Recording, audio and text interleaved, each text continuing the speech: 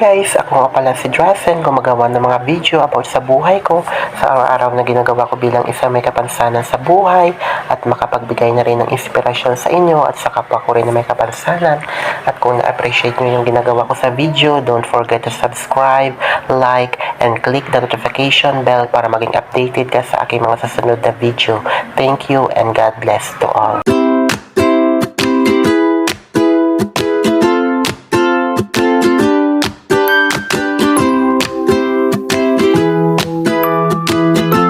Guys, welcome to my vlog. So ito naman yung part 3 ng ating pagpapakita ng view ng Guimaras Mountain Resort.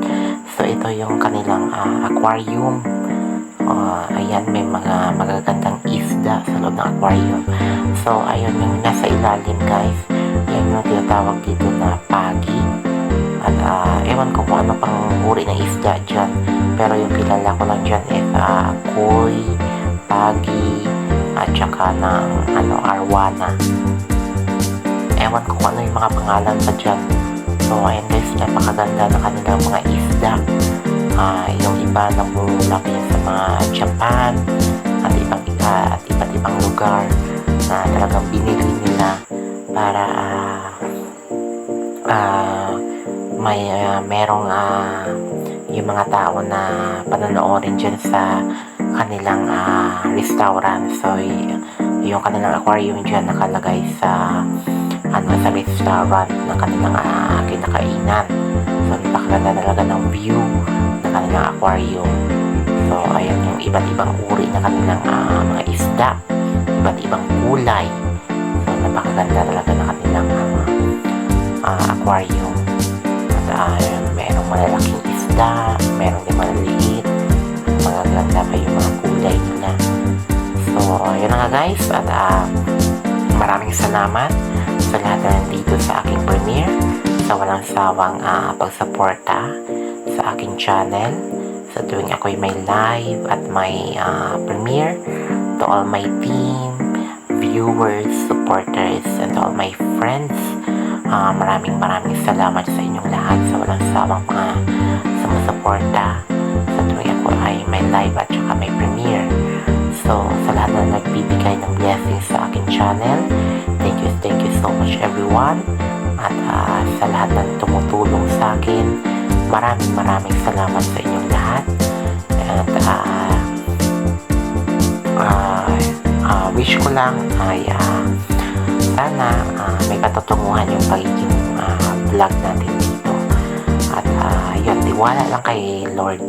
At alam nyo yan guys, na ako kahit ganito yung sitwasyon ko, talagang lumalaban ako sa kabila ng aking may kapansanan, sa kabila ng aking buhay. Pero ito pa rin ako, nakikipagsapalaran pa rin tayo sa YT.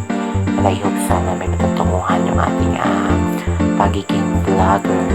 So ayun nga guys, at kahit mahirap, kahit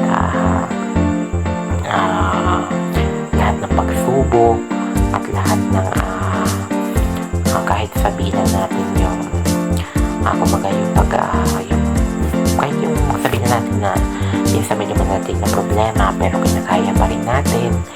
At yun, basta palagi na tayo manalangin sa Diyos at wag lang mawala ng pag-asa.